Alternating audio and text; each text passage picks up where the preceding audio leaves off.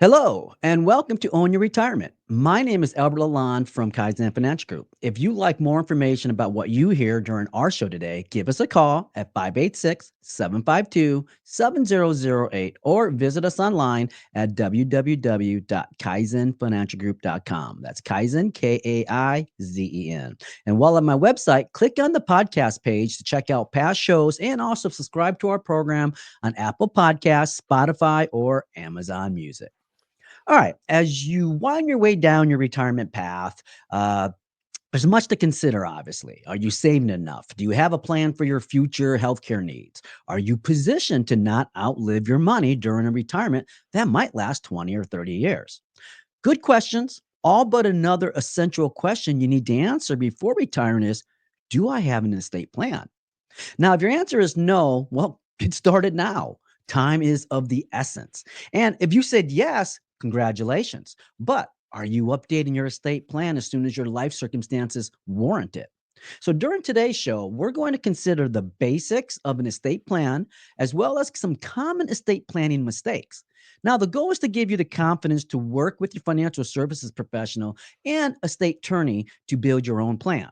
But first, let me introduce my co host, Tony Shore, who's an essential to this show as an estate plan is to retirement. How are we doing, Tony? Oh, I don't know about that. I'm just along for the ride, but I that's a great compliment. Thanks, Albert, and it's great to Course. be on the show with you. Thanks for having me on. This is a timely topic because I've heard a couple of stories recently from friends about their family's assets being thrown into chaos because Mhm. the parents had failed to craft an estate plan before they passed away. And I saw some of this happen with my grandfather. He had a will, Mhm. and he had an estate planning. Well, he had an attorney. Unfortunately, it wasn't an estate planning attorney, but Ah, they just drafted a will and kind of left it at that and didn't communicate with the family what the desires were and what was happening.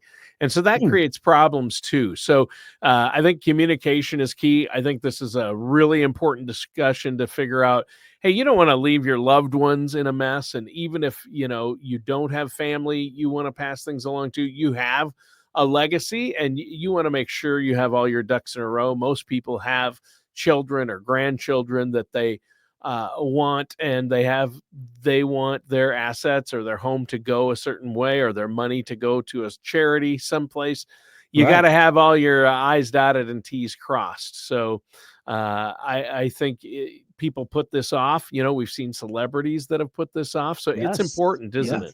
it? And you would think someone like celebrities would have all the proper right professionals, w- helping them, educating them. But like most everybody, life happens. And we say we're going to get to it. And then all of a sudden, that moment happens. And that's where problems start occurring. So Yeah. we're going to start with the Kiplinger article titled Just the Basics of Estate Planning. It has some details that I think will provide an excellent conversation. First, and probably perhaps most importantly, you don't need to be a millionaire to need an estate plan, Tony. If Right. you have a spouse, children, and grandchildren, or even a modest amount of assets, an estate plan may help preserve family harmony after you die. And if you aren't already working with the financial service professional, I'd recommend that you use some of what you hear today as inspiration to begin doing so as soon as possible.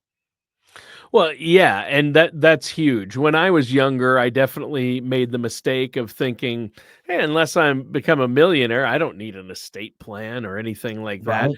But you set me straight, and now my wife and I have an estate plan. We feel good about it. We know things will be taken care of if something, God forbid, should happen. Yes.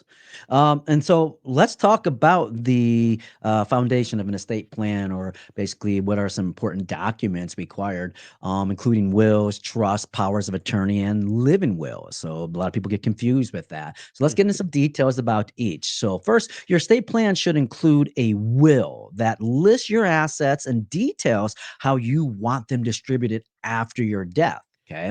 Next, a living trust, also known as a revocable trust, may ensure that assets you put into a trust, like stocks, bonds, CDs, real estate, and more, follow your wishes for their distribution.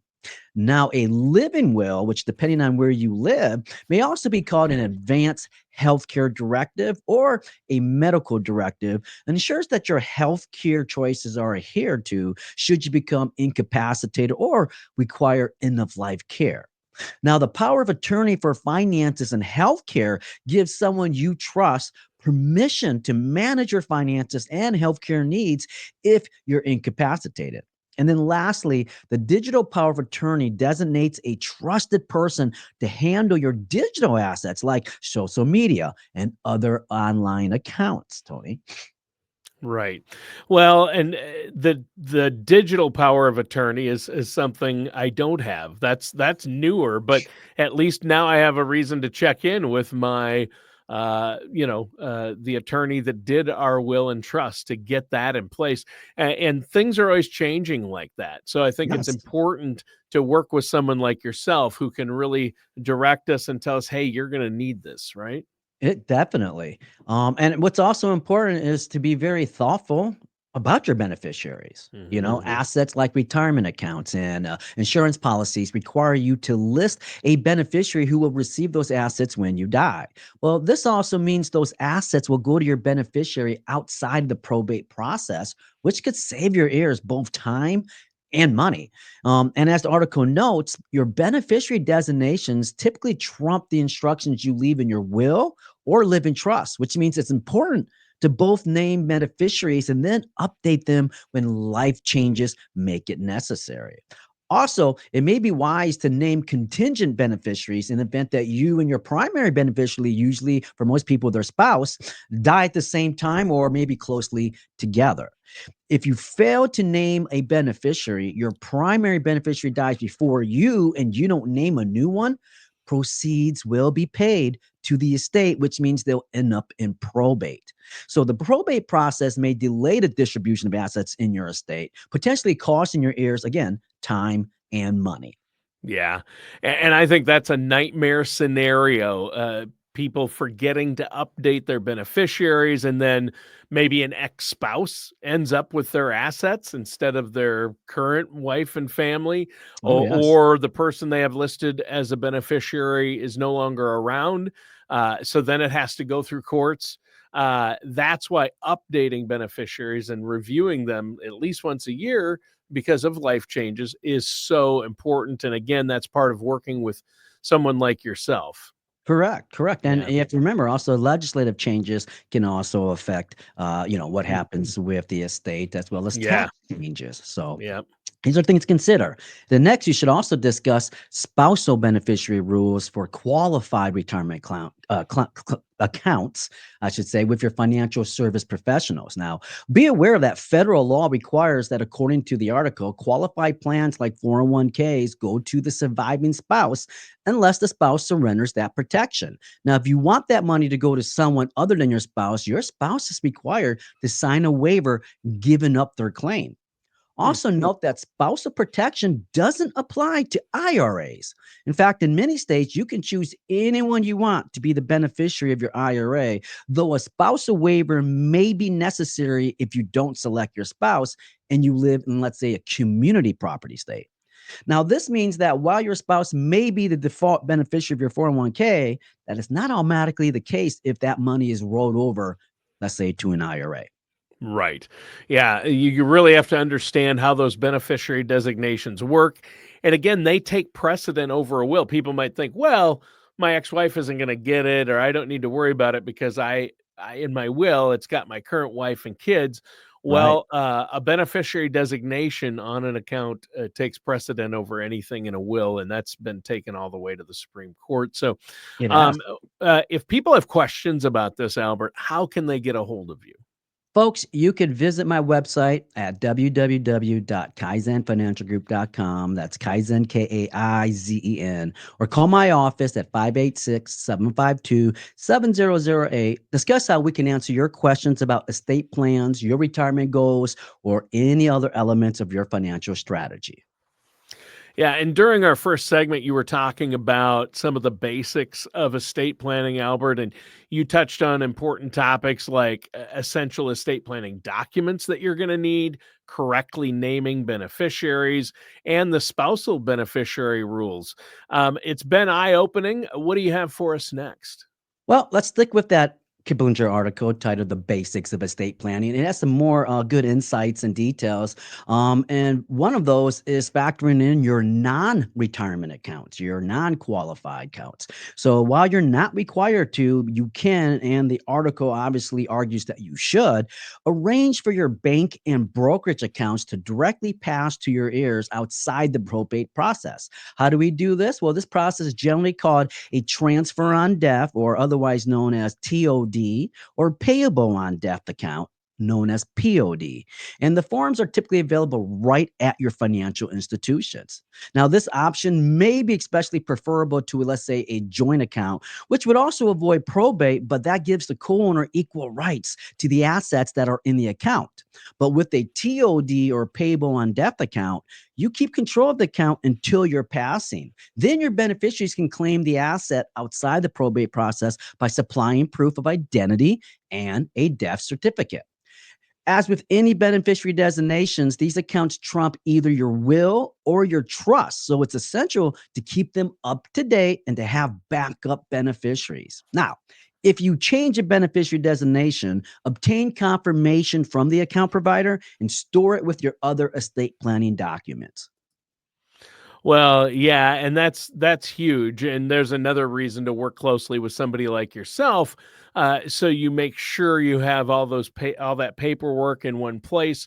I know you have the generational vault where people can digitally store copies of documents and other things, and you work with your clients to make sure that information is available to your family and to your loved Yes. ones. That is huge. So, what's something else regarding estate planning that we need to be aware of, Albert? Well, let's talk about marriages or divorce. It's another potentially important piece of your estate planning puzzle. Now, those state laws vary considerably when it comes to current and former spouses. There are some examples of cases in which a life insurance payout ended up with an ex spouse because the original owner didn't update their policy's designated beneficiary. In Hmm. fact, the article points that out. In 2013, the Supreme Court ruled that a federal life insurance policy worth nearly about $125,000 that had been taken out by a man who died in 2008 must go to his former wife because she was the designated beneficiary in the policy. The man's current widow received nothing from the policy's payout because the individual did not update his beneficiaries. Yeah, and I read about that. Even though the will mentioned her, the Mhm. beneficiary designation, again, like we were talking about earlier, takes precedent. And that's a cold dose of reality, I'm sure, was for her. I can't imagine how powerless that widow felt when she learned she'd received none of her husband's insurance policy. Right? Again, it's just so important to not delay changing your beneficiary. Don't say, "Oh, I'll get to that tomorrow," because I then tomorrow Yeah. may never come. That's the problem. Exactly. I couldn't agree with you more, Tony. I've seen it happen, unfortunately, to my current clients that were ready to do something, delayed it, and then something unfortunate happened to them. So, next, you should be aware of how the death of a spouse may impact your estate plan as well, because many couples simply name each other as beneficiaries. Surviving spouses must update their designated beneficiary as quickly as possible. So, while it's certainly understandable that this may not be something you want to deal with shortly after losing your spouse, it will make probate considerably smoother for your children and other heirs after you die. So don't forget that you'll also need to update both your will and living trust as well. Now, Yeah. the article also adds that if you've named contingent beneficiaries, it's possible you won't need to take this step, but you should meet with your financial service professionals and an estate attorney to reveal that all your current beneficiaries are still accurate. And again, during the grieving process or even during the chaos of normal life, it's easy to put updating your beneficiaries on the back burner. But as the article has so clearly shown, doing so could have negative ramifications for your spouse or other heirs. Yeah. And procrastination that'll get you every time. And I was known to procrastinate a bit. I know that comes as a shock to you, Albert. But when it comes to finances, I've learned sometimes the hard way, procrastination can come back to bite you. You don't want to put these things off. You're exactly right. And one thing to consider here is, your estate planning basics to consider is when people change one of their accounts. For example, if you, let's say, rolled over from a 401k plan to an IRA, well, or established, let's say, a new bank or brokerage account, you should be certain to make sure the beneficiary designations are correct at that time. And then if you transfer a brokerage account to, let's say, a different firm, be sure any best beneficiary designations will also transfer. And at the same time, it may also be a smart move to make sure your accounts with beneficiary designations are current, including 401ks that you've left behind with former employers.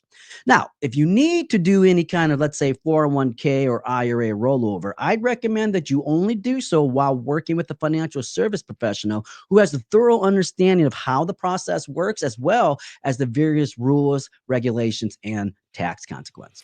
Yeah, don't try to go it alone or work with somebody who doesn't do these things on a regular basis. I mean, rollovers are a good strategy move a lot of times, Mhm. but they can be tricky as well. There's a number of ways to do them. So again, work with a financial services professional. I happen to know a guy. I'm not going to name names, Albert Lalonde, but I know you're more than happy to help our listeners Yes. out there handle those. Right? You bet. Rollover rules are very important, especially in today's time. And Yeah. another important estate planning building block is working to mitigate hefty taxes for your heirs. Now, while things like your beneficiary designations and a living trust may keep your assets out of probate, they won't protect your heirs from state and federal estate taxes. So this year, according to the press release, titled IRS Releases Tax Inflation Adjustments for Tax Year 2025. That article, which is available on the IRS website, is an individual estate valued up to $13,990,000 is excluded from federal estate taxes. Note, however, that many states have significantly lowered their estate tax exemptions. So, working with your financial service professional and tax professional, you may be able to avoid some federal and estate taxes by gifting money while you're still alive. Now, Mhm. according to that same IRS press release, this year you can gift up to $19,000 to as many people as you want without eating into your estate tax exclusion. And your spouse can also give up to that maximum as well. Yeah. Yeah, well, and this has been a great discussion so far. What do you have for us in our final segment today? Well, I'd like to continue our important discussion about estate planning by next considering some of the common mistakes people make during the planning process. So, another Kiplinger article titled 10 Common Estate Planning Mistakes will give us some insights. A big mistake some people make is attempting to build an estate plan on their own. Mm. As you've probably gathered from today's show, while estate planning is essential, it's also complicated. So, let me reiterate the importance of working with both a financial service professional and an estate attorney. The article also notes that currently estate attorneys charge between $100 and $500 an hour for an estate plan, depending on the size of your assets and how complex your situation is. So, if you don't currently have an estate attorney, your financial services professional will likely be able to recommend someone they've worked with previously. Right, and you have estate planning attorneys that you work Yes. with and recommend and have helped your clients with that, and the money you spend on an estate attorney, in my opinion, is money well spent because it's going to save you more if you try to do it yourself or don't work with an attorney, a good estate planning attorney who's done this and that's what they Mhm. do. Um, it's going to cost you, the probate court, the attorney fees then are going to be much more than putting a plan in place or getting a trust or getting the powers of attorney, right?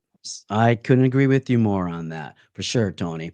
In fact, another common estate planning mistake is also people make is not looping their family and other important people in the process. Yeah. You know, sharing your estate plan with your heirs and other important people in your life may help prevent confusion, conflict, and the kind of bruised feelings that can maybe last for years, especially within the family. Yep. Now, the conversation is also a heavy one, given that you're discussing your eventual death. And it's important to explain your decisions and the reasoning behind them.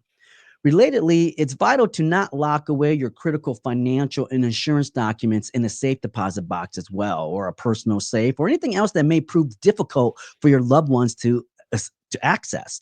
Now, from there, also be sure that your appointed executor, trusted family members, or your estate attorney and your financial service professionals all have complete and up-to-date copies of your estate plan.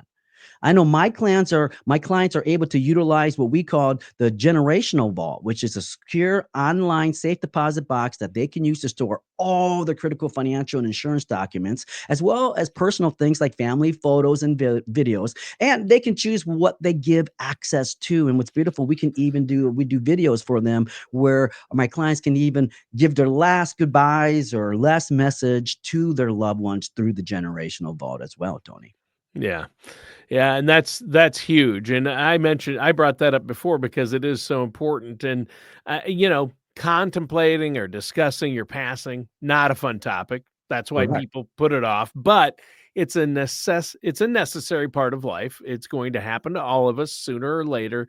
Not to mention the financial planning process that it needs to be a part of. And I saw my dad's family torn apart because of lack of communication. His Yes. dad, Mhm. tight knit family. Everybody got along, but my grandpa Bob was 100% English background and heritage, very stoic, didn't discuss money with other people, Right. finances, Right. and played it close to the vest with that stuff.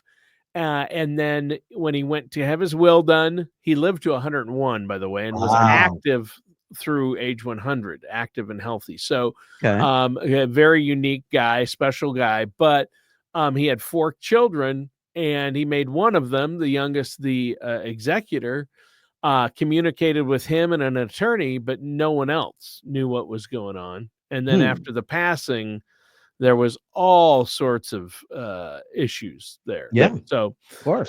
yeah,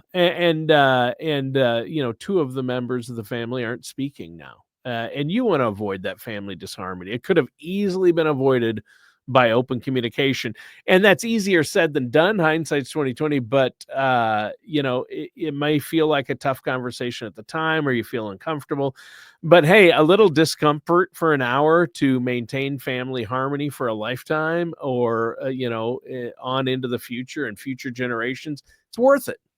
It is. It is. Yeah. And like you mentioned in your situation, if it was just explained to everybody in the beginning Yep. before the death, it also gives them time to constantly also be able to share and keep talking about why they made the choices. And that could temper down the expectations, Yeah. when death does If he happen. had given a copy of the will to every member and they had sat down and discussed it, Yep.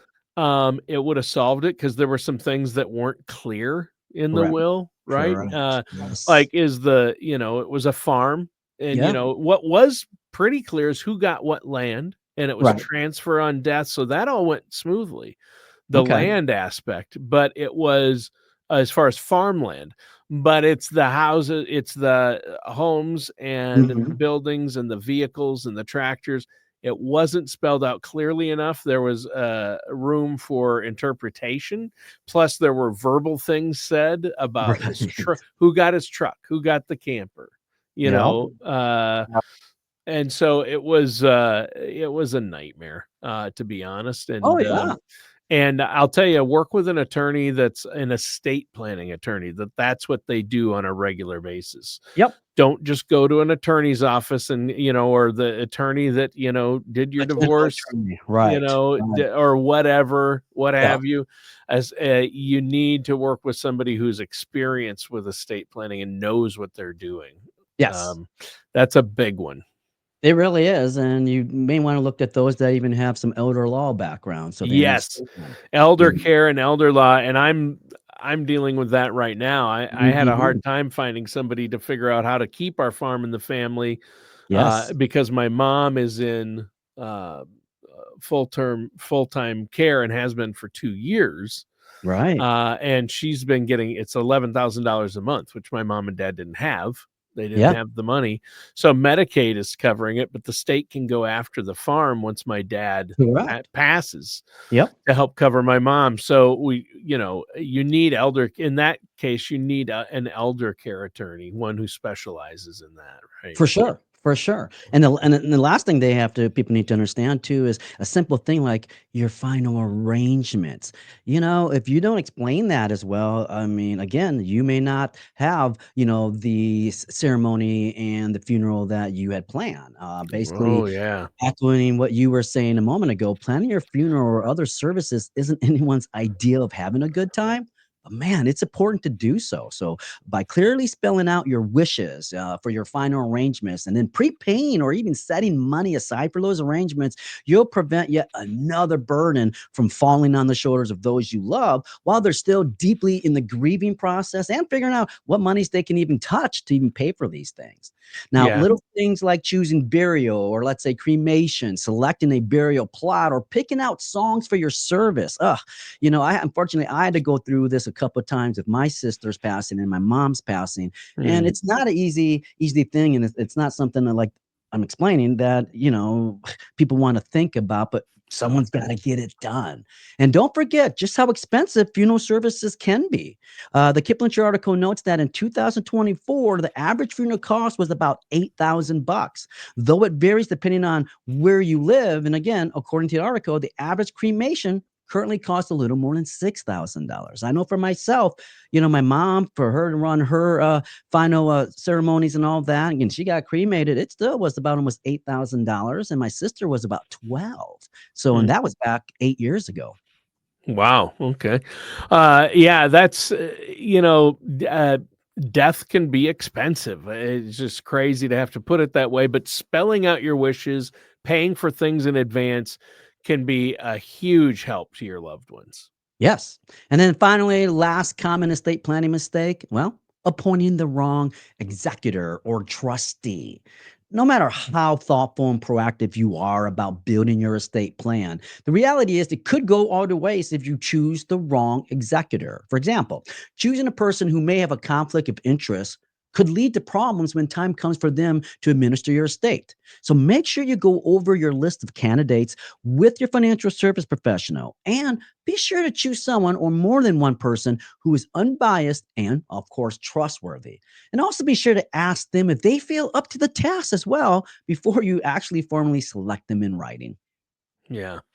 Yeah, and that's huge. That's another great one. Well, great show today. Another outstanding show. Before we go, let our listeners know one more time if they have questions about any of this, how can they get a hold of you?